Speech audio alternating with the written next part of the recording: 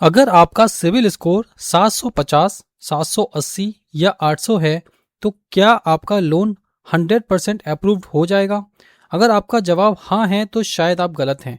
हर दिन हजारों लोगों का लोन अच्छे सिविल स्कोर के बावजूद रिजेक्ट हो जाता है। लेकिन क्यों? आखिर बैंक लोन फाइल में ऐसा क्या देखता है जो कस्टमर को कभी पता नहीं चलता? मैं पिछले कई सालों से एनबीएफसी में काम कर रहा हूं और बैंकिंग इंडस्ट्री को काफ़ी करीब से देखा है। आज मैं आपको आसान भाषा में पूरा लोन अप्रूवल प्रोसेस समझाऊंगा ताकि अगली बार लोन अप्लाई करने से पहले आपको पता हो कि बैंक किन चीज़ों को सबसे ज़्यादा महत्व देता है। तो चलिए शुरू करते हैं।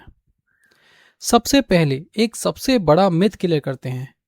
Good CIBIL score loan approval की गारंटी नहीं है। सिविल सिर्फ एक रिपोर्ट कार्ड है, लेकिन बैंक फाइनल डिसीजन लेने से पहले कई और चीजें भी चेक करता है। इसे ऐसे समझिए, अगर सिविल आपकी एग्जाम मार्कशीट है तो बैंक आपका पूरा इंटरव्यू भी लेता है।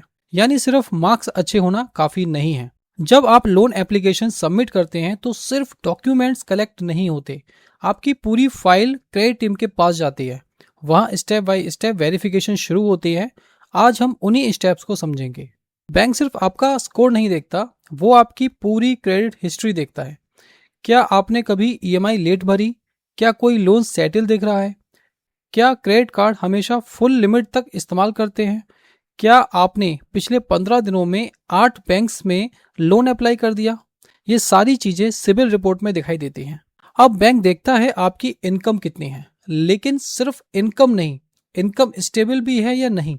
अगर हर महीने सैलरी आती है तो अच्छा सिग्नल है। अगर बिजनेस इनकम है तो पिछले कुछ सालों की स्टेबिलिटी भी देखी जाती है।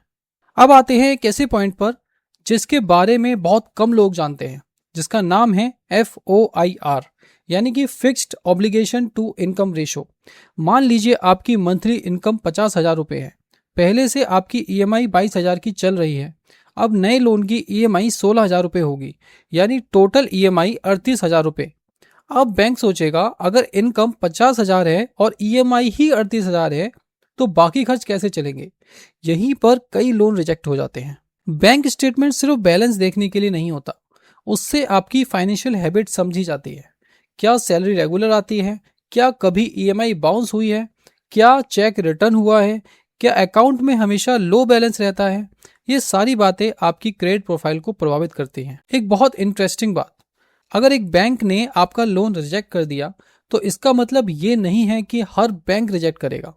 हर बैंक और एनबीएफसी की अपनी अपनी क्रेडिट पॉलिसी होती है।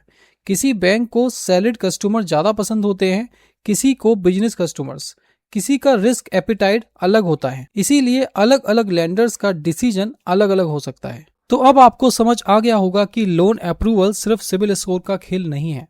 बैंक आपकी पूरी फाइनेंशियल प्रोफाइल को देखकर डिसीजन लेता है। अगर आपको बैंकिंग, RBI, लोन और फाइनेंस की ऐसी प्रैक्टिकल नॉलेज आसान भाषा में चाहिए तो फाइनेक्स विद राहुल को सब्सक्राइब करना मत भूलिए और कमेंट में बताइए, क्या कभी आपका लोन अच्छे सिविल स्कोर होने के बावजूद रिजेक्ट हुआ है?